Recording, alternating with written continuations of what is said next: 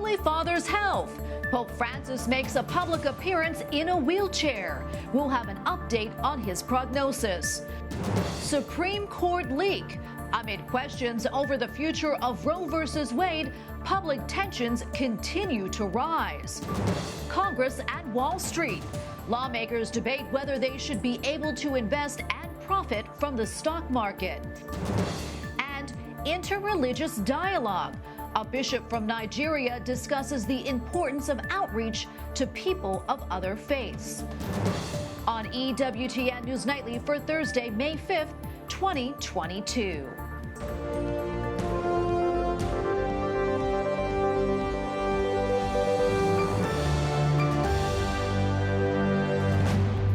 Thank you so much for being with us tonight. I'm Tracy Sable. We begin tonight in Rome, where Pope Francis used a wheelchair in public as ongoing knee pain continues to affect his mobility. He was addressing the sisters who were assembled for the Union of Superiors General. It marks the Holy Father's first public appearance in a wheelchair since his surgery last summer. The 85-year-old Pope is now undergoing treatment for a painful torn ligament, and he believes the procedure will provide some relief. Meantime, Senate Majority Leader Chuck Schumer says the Senate will vote next week on putting Roe v. Wade into federal law. Republicans will have two choices. They can own the destruction of women's rights, or they can reverse course and work to prevent the damage. The New York Democrat claims the vote will enable Americans to see which side every senator stands on. However, Democratic Senators Joe Manchin and Kyrsten Sinema say they plan to uphold the filibuster. That means that Democrats would not have the necessary votes to codify Roe. Security barriers have returned to protect the perimeter around the Supreme Court. A climb-proof fence now blocks the sidewalk and plaza in front of the Supreme Court building. The leak of a draft opinion concerning a closely watched abortion case has sparked new protests and heightened concerns for protection. This as Reuters reports Supreme Court Justice Samuel Alito has canceled a public appearance at a conference in New Orleans. In Colorado, a Catholic church is dealing with vandalism for the second time in the past 7 months. The church was defaced with pro-abortion slogans. Graffiti covered the church's doors and walls, as well as a white truck in the parking lot. Red paint was used to deface a statue, and at least one window appears to be shattered. Joining us now is Margaret Olohan, D.C. correspondent at the Daily Wire. Margaret, great to see you again. A lot to get to today, but first, I do want to get your reaction to the church vandalism that I just mentioned. And do you think that we'll see more of this as we await the official and final opinion from the Supreme Court? We will absolutely see more of this. I mean, this vandalism in Colorado is just the first of multiple incidents that we've heard about over the last couple days, and I am sure it's not the last one. For example, in Frederick, Maryland, I've learned that there's a pro-life clinic that has been severely defaced, and we're hearing about defacements around the city as pro-lifers put up signs and that are being taken down by pro-abortion activists. So no, this is just the first of many incidents I think that we'll hear about, particularly related to Catholic churches. As we know, there's already protesters planning events in Catholic churches on Mother's Day to protest against this possibility that Roe v. Wade will be overturned. Yeah, I wanted you to, if you don't mind, talk a little bit more about that and really the safety concerns of the justices right now. Yes, there's a lot of people that are expressing concerns about the safety of the justices. As we know, these pro-abortion groups are really riling up protesters. I've been down to the Supreme Court. I've seen these crowds. It's a totally different picture than what we've seen in the past. These pro-abortion protesters they're not just worried, they're frenzied. They're really, really concerned that Roe v. Wade is about to be overturned. And so they're directing these protesters to go and march in the neighborhoods to the homes of these Supreme Court justices that the protesters are calling extremist, these conservative justices. That includes Amy Coney Barrett, Justice Alito, Clarence Thomas, Brett Kavanaugh, Chief Justice Roberts. They're directing all these protesters to go to their homes, which is a very, very dangerous thing to do. We don't know how these crowds will react. We don't know how many people are going to go. We don't know if the justices and their families will be home. So that's one thing that's going on. But then this call to go to Catholic churches to protest against protest in support of abortion on Mother's Day. I don't know how the irony is lost on them there, that they're going to go advocate for abortion in a Catholic church on a day when we celebrate mothers. It's so bizarre. And a lot of these are being pushed by this group, Ruth Sent Us, which is a group that supposedly is commemorating Ruth Bader Ginsburg. So we've got all that going on. Then Shut Down DC, which is an activist group that's very, very left-wing. They're also advocating for protesters to go to justices' homes. So we're going to be keeping an eye on this and seeing what's going on. I'll be there. I'll be monitoring these protests and seeing how these protesters act, whether they're committing acts of vandalism, whether the justices are home. I hope they're not. I hope they take their families somewhere else. Yeah, it's hard to even, it's hard to wrap your mind around all of this. It's so concerning. Something else I'm going to talk about is, some of our nation's top leaders, including Speaker of the House Nancy Pelosi and President Joe Biden, well, they have yet to condemn this leak. Mary Margaret, what do you think that signals? Well, this leak is unprecedented. I mean, we've never, in the modern history of the court, never have we seen a leak like this. And yet Democratic leadership is loath to weigh in on it, to condemn this leak. And in fact, we've seen a lot of leftist activists praising the leaker, comparing the leaker to a hero. And the reason for this, and the reason the Democrats are not condemning the leak, what I'm told, is that they wanted this to happen. They like that the leak has happened, and now all these pro-abortion crowds and pro-abortion protesters can protest against this decision. And as I've been told by activists like Judicial Crisis Network and Carrie Severino, these people are telling me that this is an active campaign to intimidate and pressure the court to change its opinion. We've heard from Chuck Schumer in the past. He said, I want to tell you, Gorsuch, I want to tell you, Kavanaugh, you have unleashed the whirlwind and you will pay the price. That was in reference to abortion. So we have a lot of intimidation coming at these justices. And now we're seeing these pro-abortion protesters headed to their homes. I've heard other commentators say that now is the time to release the decision before something bad happens, before the justices can be pressured into changing their minds. So we'll see how soon that decision comes and what that decision is. Yeah, well, Mary Margaret, always so great to be with you. Wish we had more time, but thank you so much for your work. Thank you.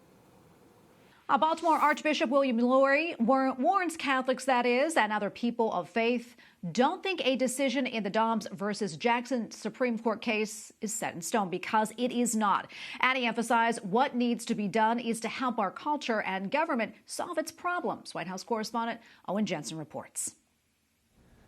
As President Joe Biden and other Democrats push to keep Roe intact, Archbishop William Lori told EWTN News Nightly, we need to build a culture that solves its problems not by taking life, but instead by protecting and fostering life. With all eyes on the Supreme Court and the 98-page leaked draft opinion, Archbishop William Lori, who is also the chairman of the Pro-Life Activities Committee for the U.S. Bishops' Conference, tells us today, don't assume it's a done deal. We don't know. And so in our prayer campaign, one of the things we really must be praying for here is a good outcome. And if that good outcome arrives, that's only a new beginning for us, and that it's going to require a protracted struggle to protect life in all of our states. And he says it all comes down to one key word. The answer to all of this is love, love, love, love. And at the very local level and in the most practical of ways. That's what Walking with Moms in Need is really all about. Meanwhile, Ukraine, as heavy fighting is raging at a steel plant in Mariupol, the Biden administration announces a plan to send another $387 million to Ukrainians suffering from war. The money will pay for humanitarian assistance like food and water. And later tonight, First Lady Jill Biden heads to Romania and Slovakia to meet with Ukrainian mothers and children impacted by the fighting. Also, President Joe Biden proclaimed this the National Day of Prayer. It's an annual event, but it takes on more significance this year in the wake of COVID-19. The pandemic just reached a new milestone, reportedly killing 1 million Americans. The president writes, "Prayer is a sacred right protected by free speech and religious liberty enshrined in our Constitution, and it continues to lift our spirits as we navigate the challenges of our time." Now back to Baltimore Archbishop William Lori for a moment and that leaked high court opinion. He also said today that even with a court victory, it's going to require a protracted struggle to bring about the conversion of minds and hearts. At the White House, Owen Jensen, EWTN News Nightly. In other news tonight, members of Congress may soon be barred from trading stocks while in office. It comes as bipartisan support for a stock trading ban continues to grow. Capitol Hill correspondent Eric Rosales has been following the latest development and joins us now with more. Eric? Well, Tracy, the issue began months ago after an investigation found since 2019 some 59 members of Congress may have violated the Stock Act. What they actually did, lawmakers sold their stock before it plummeted due to the COVID-19 outbreak. Now, the Department of Justice did investigate, but so far, no one has been charged. More than 125 lawmakers in both the House and the Senate have sponsored or signed on to at least one piece of legislation aimed at banning individual stock trading for members of Congress. Back in December, House Speaker Nancy Pelosi was asked whether she supports the issue. Because this is a free market and people, we're a free market economy. They should be able to participate in that. But after pressure from members of her own party, she still doesn't agree with it, but says she won't stand in the way of passing legislation. To give a blanket attitude of we can't do this and we can't do that because we can't be trusted, I just don't buy into that. But if members want to do that, I'm okay with that. A recent poll conducted by the conservative advocacy group Convention of States Action found that 76% of voters believe members of Congress have an unfair advantage in the stock market, and only 5% of those surveyed said that they approved of lawmakers trading while in office. The public has spoken, and the demand is clear. Americans want more certainty that their elected representatives are acting in good faith with their financial decisions. Some lawmakers have concerns. Senator Tommy Tuberville calls the potential ban ridiculous and adds he thinks it, quote, would really cut back on the amount of people that would want to come up here and serve. Others say it's a matter of public trust. As long as there continues to be this perception that Congress is putting ourselves first, putting our portfolios first, then there is something we should do affirmatively, and this is it, right? Banning members of Congress from buying and trading stocks. Lawmakers are also pushing for stock trading reform in the judicial branch as well. An investigation found more than 130 federal judges failed to recuse themselves from hundreds of cases involving companies in which either they or a member of their family owned part of that company's stock. Reporting from the Capitol, Eric Rosales, EWTN News Nightly.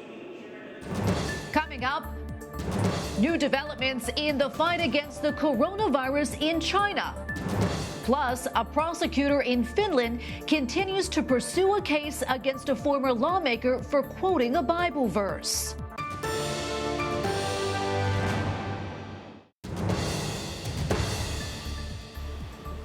Hong Kong is reopening beaches and pools as part of a relaxation of COVID-19 restrictions. Hong Kong had closed venues during an outbreak of the Omicron variant. The move signals that China may be looking to reverse strict policies which have impacted its economy. In China's capital, there is an easing of quarantine rules for inbound international travelers. At the same time, restrictions do remain in place for residents. Only grocery businesses are open. Closures have affected transportation and access to public areas. Aggressive COVID testing continues, especially in high-risk neighborhoods. Well, a prosecutor in Finland is filing an appeal after a court dismissed hate speech charges against a former politician. And joining me now to discuss this is Joy Pullman, executive editor at The Federalist. Joy, welcome back. Always great to be with you. For those who may not be that familiar with this case, if you don't mind, can you briefly just tell us a little bit more about it and why the prosecution is appealing the court's unanimous ruling? Sure. So Päivi Räsänen is a member of Parliament in Finland, and she's being prosecuted by the top prosecutor in Finland for literally for quoting a Bible verse on Twitter, as well as for basically writing a booklet explaining classic Christian theology about the fact that men and women are the only people who can be married because that's the only union that produces children. She's being persecuted along with a Lutheran bishop who published her booklet about basic Christian theology about sex. So if these two end up being convicted when we get to the final stage of the court rulings here, it will make Christianity effectively illegal in Finland and possibly throughout Europe, depending on where that appeal goes. And it really tells us that the identity politics sorts of laws that we have are in direct conflict with the fundamental human rights of free speech and freedom of religion. Joy, I'm curious, does this appeal surprise you? And also, what do you expect to see happen here? No, to be honest, the appeal doesn't surprise me at all, because I think people who are on the political left often are a little bit more clear-eyed about the fact that the eradication of Christianity and of free speech and of our constitutional and natural rights is really one of their actual goals. The two really cannot coexist. And so the natural law and the natural order that the U.S. Constitution and other kind of rights-based democracies like Finland uphold, that is incompatible with special protections for identity groups. So it's no surprise to me that the prosecutor has appealed this, and as this case could end up going to the European Court of Human Rights, which is why it will affect not only Europe but very possibly U.S. law. And also, we know, this case has garnered international attention. Let's talk a little bit more about that and the impact that it's had on religious freedom, not just in Finland, but around the world. This case is being followed very closely because, as I mentioned, it not only could end up going to the European Court of Human Rights and therefore affecting all of Europe, but also because, again, American leftist folk very carefully focus on foreign, laws and legal developments. And there's a lot of strategy sharing and kind of legal, strategies being shared across the Atlantic on these issues. So what happens in Europe is very likely something that will be attempted and already is being attempted inside the United States. So, for example, we're not immune to this here in the U.S. Here in the U.S., we have, for example, the case of Jack Phillips, the fellow who's in charge of Masterpiece Cake Shop. He went all the way to the U.S. Supreme Court, and 10 years later, he is still being harassed in Colorado courts for his refusal to help celebrate a gay marriage as a practicing Christian. He couldn't, give that sort of supportive speech to something that, our faith teaches is incompatible, something that's not God's design for humans. So while, this seems like maybe a foreign case, it has very, very likely broad implications. And I think it really helps clarify what's at stake with these sorts of identity privilege laws that are being passed all over the world right now. They are really direct attacks on everyone's equal fundamental right to freely speak and participate in public debates. And that's something Päivi told me personally when we talked as I've been covering this case. Joy, we probably have about 30 seconds left or so, but I do want to ask you about this, a story that is topping headlines here in the U.S., that leaked Supreme Court draft opinion suggesting that Roe v. Wade will be overturned. Again, this is just a draft, as you know, and it's not the final decision. That said, I would like to get your thoughts on what's been released. Well, as a woman who has had a number of unintended pregnancies myself, this is a very serious matter, for all people. But just as with the case with Päivi, it's a matter of human rights. And I think it's very clear that if the Supreme Court ends up being susceptible to this clear pressure campaign in attempt to overthrow our system of law and our system of jurisprudence with this leaked document, it will reveal to the nation that the Supreme Court is really not a reliable interpreter of the rule of law and enforcer of that rule of law, but has become a completely politicized institution. So if the Supreme Court does not stand firm and issue that decision, possibly, amended and improved, but issue the, what the leak shows us was going to be a repeal of Roe versus Wade, then we'll know that the Supreme Court as an institution has become politicized, possibly beyond repair. Well, Joy, we're going to leave it right there. Thank you so much for your time today and speaking with us. We really appreciate it. Thank you. Up next, a church leader from Nigeria gives us an update on daily life for Christians there.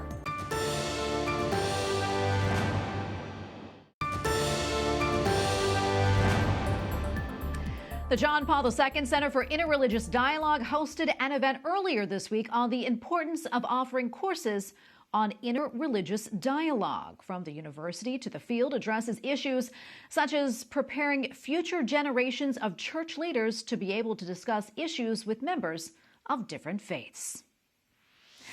Joining us now from Rome is Bishop John Bogna Bakeni, Auxiliary Bishop of Maiduguri, Nigeria. Your Excellency, thank you so much for your time today. We really appreciate it.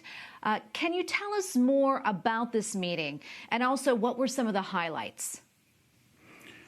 Yeah, the John Paul Center for Interreligious Dialogue organized this conference, and it has drawn a good number of fellows, products of the Russellberry Interfaith Foundation from different parts of the world who are working in various fields of interreligious dialogue to come here in Rome to share their experiences, but above all, to look forward towards designing a new vision for this center and the activities of interfaith dialogue in our different contexts and in our different countries.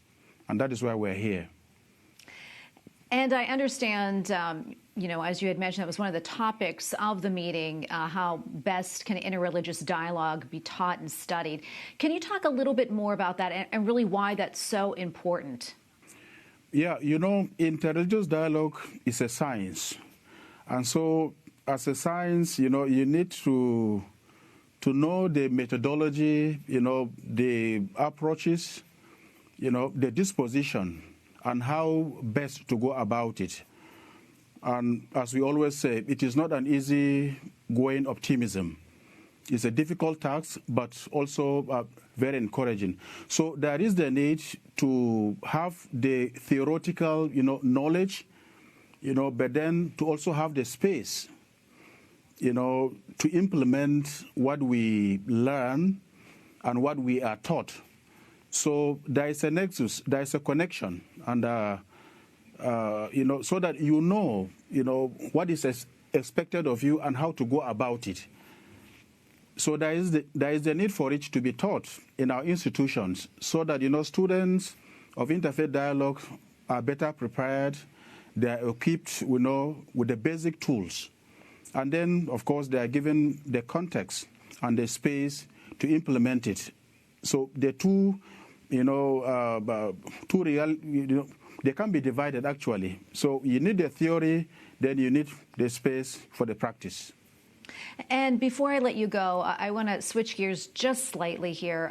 Wondering, could you give us an update on daily life for the faithful in Nigeria? I know it's very difficult over there right now with a lot of violence against Christians. Yeah, the situation in Nigeria at the moment is quite pathetic and a difficult one. And the region and the state I come from, has been in the news for the past 13 years, especially with the reality of the Boko Haram insurgency, and then, of course, the realities of banditry and kidnapping now.